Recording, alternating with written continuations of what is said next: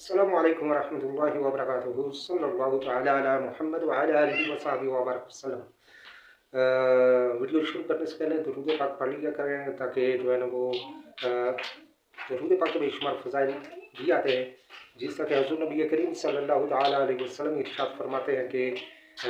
जिसने मुँह छुपा के सुबह शाम 3-3 बार दुरूद पाक पढ़ा, अल्लाह तबारक व तआला क़यामत के दिन उसकी बख्शिश फरमा देगा। तो इस तरह बेशुमार फ़ज़ाइल हैं दरूद पाक के। तो दरूद पाक खालिसतन हुज़ूर नबी करीम सल्लल्लाहु अलैहि वसल्लम के लिए पढ़ना चाहिए। गुज़श्ता दिन जो कुछ हुआ सोशल मीडिया पर तमाम लोगों ने देखा भाला, जैसा कि सैयद इकरारुल हसन वो पहुँचे बिलावड़ा शरीफ और वहाँ पर हक खतीब के साथ उनका जो टाकरा था, तो उसके बारे में जो है ना वो कुछ उनके मुहिब्बीन या दूर से देखने वाले लोग जो है ना वो कुछ गलतफहमियों के अंदर हैं। बाज़ ऐसे अहबाब के जो वहाँ पे जाते आते रहते हैं वो जानते कि वहाँ पे जितनी भी महफिलें होती हैं वो 8 बजे के बाद होती हैं। लेकिन बाज़ अहबाब का कहना कुछ यूँ था। तो इकरारुल हसन साहिब वहाँ पे दिन 3 बजे किस लिए पहुँच गए, 3-4 बजे वहाँ पे किस लिए पहुँचे। अच्छा, तो बात ये है कि ये सब जानते थे क्योंकि खतीब साहब तक भी ये खबर पहुंच चुकी थी और उन्हें ये इत्तला दी जा चुकी थी कि इकरारुल हसन आपसे मिलना चाहता है। वो मिलने के लिए जगह का जो तयन हुआ उस पर अगर वो चाहते, हाँ खतीब साहब चाहते तो बिल्कुल आसान काम था कि वो वहाँ पे बिलावड़ा में बुला लिया जाता या कलर सईदा में बुला लिया जाता या फिर खन्ना पुल पे बुला लिया जाता, जहाँ भी उनकी रिहाइशगाहें हैं वहाँ पे बुला लिया जाता है और एक बंद कमरे के अंदर 2 अफराद इकरारुल हसन के कैमरामैन समेत 2 अफराद खतीब के कैमरामैन के साथ पुलिस के चंद अफराद जो वहाँ पे हिफाजती इक़्तिदाम कर रहे थे उनके साथ ये दोनों अफराद बैठते थे और अपने बहसो मुबासा जो भी इन्होंने करना था वो कर सकते थे बिल्कुल आसान पुरअमन तरीके में। लेकिन जो डेट सालिस ने फिक्स की अवैस रबानी साहब ने, उस तारीख पर खतीब साहब ने कलर सईदा में जो है वो 14 तारीख को उन्होंने रख ली ख़त्म नबूवत की कॉन्फ्रेंस। अब आ गई बात कॉन्फ्रेंस में। ये देखें कि हालांकि ये काम आसानी से एक कमरे के अंदर हो सकता था। इससे पहले भी बेशुमार मुनाजरे मुजादले होते रहे हैं, उलमा के दरमियान भी होते रहे हैं और दीगर भी मीटिंगें वगैरह होती हैं, तो वो बंद कमरे के अंदर होती हैं तो आसानी से हो जाती है। क्योंकि ऐसे मामलात जितने भी ऐसे हसास मामलात होते हैं, चाहे वो मुआशी हसास मामलात हों, इक़्तिसादी हों, सियासी हों, मजहबी हों, कोई भी हसास मामले तो वो अक्सर बंद कमरों में होते हैं, गैदरिंग के अंदर नहीं होते। तो चूंकि अब सहूलत ये मुयस्सर थी कि यहाँ से बराह रास्त दिखाया जा सकता था, दोनों फरीकों के कैमरामैनों को वहाँ पे रखा जाता ताकि किसी किस्म की भी जालसाजी ना हो और जो भी उनके मुतालबात है वो मुतालबात एक दूसरे से सवालन जवाबन हल किए जा सकते थे। लेकर वहाँ पे जानबूझ के एक गैदरिंग तैयार की गई। अच्छा, गैदरिंग चूँकि कल दिन से ही जो है ना वो मैं भी बराह रास्त ये वीडियोस देख रहा था, तो वीडियो देखते हुए ये जो चीज़ महसूस हुई वो ये थी कि इकरारुल हसन उनके कील वगैरह निकालने, जंजीरें निकालने, इन चीज़ों को तो पहले ही वो एक्सपोज कर चुके थे कि सैयद इकरारुल हसन का ये नज़रिया था कि ये एक शोबदाबाजी है जो भी इस फन में माहिर है वो कर सकता है। सही, उनका इस मामले में भी कोई एतराज़ वो भी नहीं था। हक खतीब साहब के जो दम करते हैं उस पर भी कोई एतराज़ नहीं। हक खतीब साहब के घर में जो लंगर चल रहा है उस पर भी कोई एतराज़ नहीं। सही है, और लंगर चलाना चाहिए, अच्छी बात है, और हर शख्स को चलाना चाहिए। जो भी ऐसे मामला जो गैदरिंग में रहने वाले लोग हैं उनको लंगर चलाना चाहिए। महंगाई का वक्त है, ऐसे में हज़ारों गरीब मसाकिन फ़कीर और सफ़ेद पोश लोग भी वहाँ पे खाना खाते हैं, तो अच्छी बात है, ये इसमें भी कोई हर्ज नहीं है। अच्छा, मामला क्या है फिर, इकरारुल हसन किस चीज़ को एक्सपोज करना चाहते थे? तो बात आती है इकरारुल हसन साहब ने वहाँ पे जो शुरू में हक खतीब साहब 3-4 घंटे का वेट कराने के बाद जब 7 बजे जो 6 बजे का टाइम था उनका महफिल का, वो महफिल के टाइम से भी 1 घंटा मजीद लेट जब वहाँ पे पहुँचे तो शुरू की मुलाकात वगैरह हुई होने के बाद अब जो मामला आया वो मामला आया था सवालन जवाब का। अब वहाँ पे चूँकि गैदरिंग के अंदर हाल के अंदर गैदरिंग इकट्ठी की गई थी, उनके जितने भी वो मुरीदीन थे और चाहने वाले थे खतीब के, तो उन्होंने एक शोर बपा किया हुआ था। हालांकि ये मामला और भी काफ़ी कुछ हुआ है, लेकिन मैं मुख्तसरन और अदबन सारी बातें बता रहा हूँ कि इस तरह का मामला हुआ। जो सवाल खतीब साहब से किया जा रहा है उसका साइडों से वो लोग शोर शराबा करके फिर वो उस सवाल को ज़्यादा इतना शोर मचाया जा रहा है ताकि रिकॉर्डिंग में साफ वाज़ेह अल्फाज नज़र ना आए, सुने ना जा सकें। अलबत्ता वहाँ पे एक सवाल ये भी किया जाता है कि ये करामात कहाँ से आप साबित है, जो ये कील वगैरह निकालने की ये करामात अगर है, तो वो खतीब साहब ने जो जवाब दिया वो उन्होंने कहा कि जनाब ये हक जो है ना अताए रसूल ख्वाजा साहिब यानी ख्वाजा गरीब नवाज रहमतुल्लाह ताला अलैह। फिर उनके बारे में इन्होंने इकरारुल हसन ने दोबारा सवाल किया कि कौन से ख्वाजा साहिब, तो उन्होंने कहा कि ख्वाजा मोहिउद्दीन अली हजवेरी। तो ऐसे नाम की कोई भी शख्सियत दुनिया में मौजूद नहीं है अली मोहिउद्दीन अली हजवेरी के नाम पर। चलो फिर भी हो जाता है कि डिप्रेशन थी, वहाँ पे रश भी था और इतना प्रेशर भी था कि मैं बराह रास्त दिखाया जाऊँगा, मेरी ये वीडियो रिकॉर्ड हो रही हो, ये दिखाई जाएंगी, एक्सपोज किया जा रहा है मुझे, तो ये प्रेशर होता है, इंसानी मिजाज है और इसमें हो सकता है। अच्छा, अब जब इकरारुल हसन साहब की जितनी भी वीडियोज़ हैं, जितनी भी उनकी गुफ्तगू है, उसको देखें तो वो सिर्फ एक चीज़ को एक्सपोज कर रहे हैं, वो कर रहे हैं इस बात को कि ये जो भी मामला कर रहे हैं ये अपनी जगह पे ठीक है करते रहें, हमें इससे बाकी मामला से कोई एतराज़ नहीं है, इसको इस्लामिक टच वो ना दें। जैसे कि ख़त्म नबूवत, सिपा सालार ख़त्म नबूवत, तो याद रखें कि सिपा सालार ख़त्म नबूवत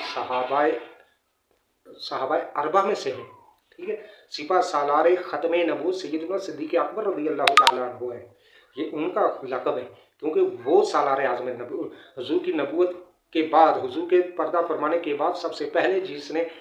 जो मैदान में उतरे वो अबू बकर सिद्दीक़ रज़ियल्लाहु ताला अन्हु, तो सिपा सालार कौन है, वो है, बाकी तो सब पहरेदार हैं, ठीक है। तो यहाँ पे देखें कि ये भी जिसने इनको के नाम के साथ ये टाइटल लगाया वो भी, उसकी जहालत का भी अंदाज़ा आप लगा सकते हैं कि जहालत का क्या आलम होगा उस बंदे का कि जो एक सहाबी का लक़ब जो वो एक आम बंदे पे लगा रहा है, ठीक है।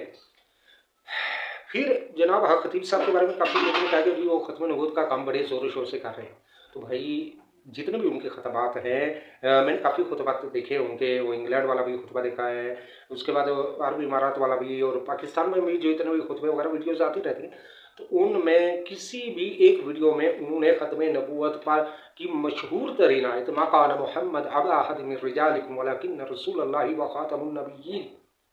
ये आज तक भी नहीं पढ़ी, या ये मशहूर तरीन ख़त्म नबूवत की हदीस के अना खातमुन नबिय्यीन ला नबी अबादी, ये हदीस भी नहीं पढ़ी। अच्छा, फिर हालांकि इसमें अगर पूछा जाए तो जो इकरारुल हसन साहब का था कि वो उससे कह रहे थे कि मेरे नज़दीक, उनका नज़रिया है कि मेरे नज़दीक खतीब साहिब कुरान नहीं पढ़ सकते, सही है। तो अब जब ये सवाल किया गया उनसे तो उन्होंने कहा कि मैं आपको सुनाने का पाबंद नहीं हूँ। भाई कुरान सुनाने में कौन सी आज है, कुरान तो जिब्रील ने भी सुनाया है, और हुजूर नबी करीम सल्लल्लाहु अलैहि वसल्लम ने भी 2 बार कुरान जिब्रील को सुनाया, सहाबा के सामने पढ़ा कुरान, सहाबा ने पढ़ा, उम्मत आज तक एक दूसरे के साथ पढ़ती पढ़ाते आई है, तो यहाँ पे पढ़ने का क्या मामला था। अब यहाँ पे बात यह है कि आसान सी बात है कि भाई आप क्या कह रहे हैं, मकान मोहम्मद अबा अहद मिन रिजालिकुम वलाकिन्न रसूलल्लाहि व खातमुन नबिय्यीन ला नबी अबादी क़ाला रसूलुल्लाह सल्लल्लाहु अलैहि वसल्लम ला नबी अबादी, बस ये 2 छोटी छोटी बातें ही कर देते तब भी बात बन जाती, लेकिन उन्होंने हिटरदर्मी का मुजाहिरा किया और कहा कि मैं आपके सुनाने का पाबंद नहीं हूँ, हालांकि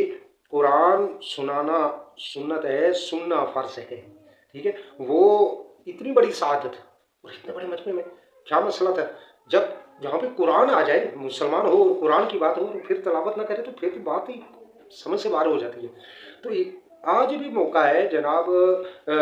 अगर वो खतीब साहब जो है जिनके नाम है या लक़ब है वल्लाहु आलम, क्योंकि उनका नाम तो बेचारा वो गालिबन वो अली आता है, हक खतीब अली बादशाह, तो अली होगा गालिबन उनका नाम, तो चलो ठीक है, जो भी नाम है हमने कौन सा रजिस्ट्रेशन करनी है। अलबत्ता जो देखिए पॉइंट नोट रखने वाली बात है, ये याद रखें कि इकरारुल हसन हो या पूरी कौम हो, उसे किसी और चीज़ का मामला मसला नहीं है, उन सारी कौम को सिर्फ एक चीज़ का मसला है कि वो अपनी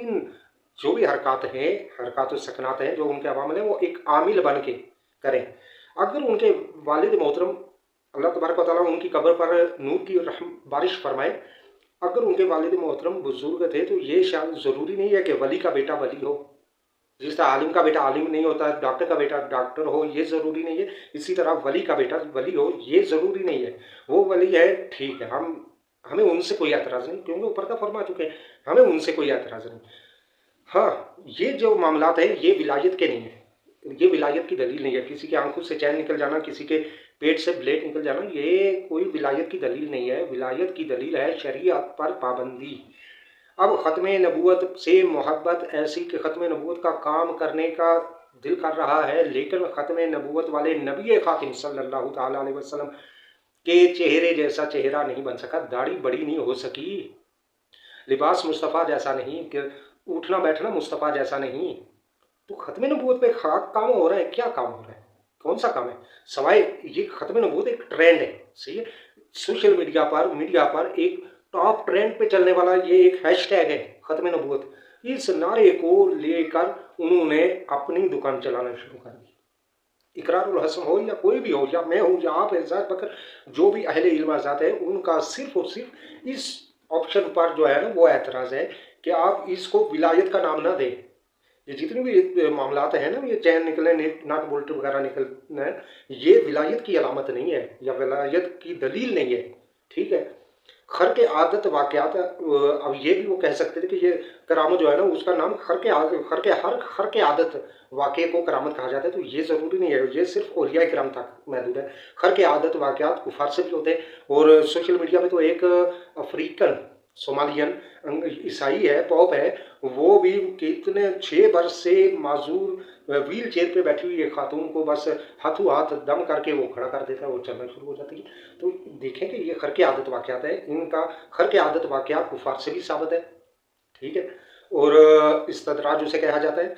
अगर किसी आम मुसलमान से होता है तो वही इस्तदलाल है, और अगर किसी वली से हो तो करामत है, नबी से खर के आदत वाक़या हो तो मुअजिज़ा कहलाता है, ठीक है। तो इसलिए ये खर के आदत वाक़या करामत होना या दलील विलायत की दलील होना ये शर्त नहीं है। लिहाजा मेरी तमाम मुसलमानों से भी गुजारिश यही है कि इस तरह के शोबदाबाजी या इस तरह के खर के आदत वाक़यात को देखकर आप किसी को भी वली बना लें, ये बात अकल से बईद है। वली के लिए शरीयत का पाबंद होना, सुन्नत का सख्ती से पाबंद होना, ये शर्त अव्वल है, ठीक है। क्योंकि तमाम तर रूहानियत, तमाम तर विलायत, तमाम तर तरीक़त शरीयत के ताबे है। शरीयत और तरीक़त कोई दो अलग रास्ते नहीं है, कोई दो अलग ज़रिए नहीं है। शरीयत और तरीक़त एक ही है, शरीयत में से ही निकली हुई शाख तरीक़त है। अब तरीक़त तब ही कामयाब होगी जब वो शरीयत के मातहत रहेगी, और अगर शरीयत से मुखालिफ समत में है तो फिर वो तरीक़त नहीं है, वो शैतानियत है। अल्लाह तबारक व तआला हम सब मुसलमानों को अक्ल सलीम अता फरमाए और मुसलमानों को इस फितने से महफूज फरमाए। इस पर मैं इकरारुल हसन साहब को भी सल्यूट करता हूँ कि उन्होंने कम अज़ कम जितना उनका से बनता था, उनका हिस्सा था, उतना उन्होंने इस फितने को एक्सपोज करने में करके कौम को कम अज़ कम इतना तो बता दिया कि करामात होना, खर के आदत वाक़यात होना ये ज़रूरी नहीं है विलायत के लिए। और दूसरा कि अगर आप कोई भी खर के आदत वाक़यात ऐसे मामला करते हैं तो उस वक्त आप एक आमिल की हैसियत से करें, ना कि अपने आप को एक वली का ट्रेंड बनाएं।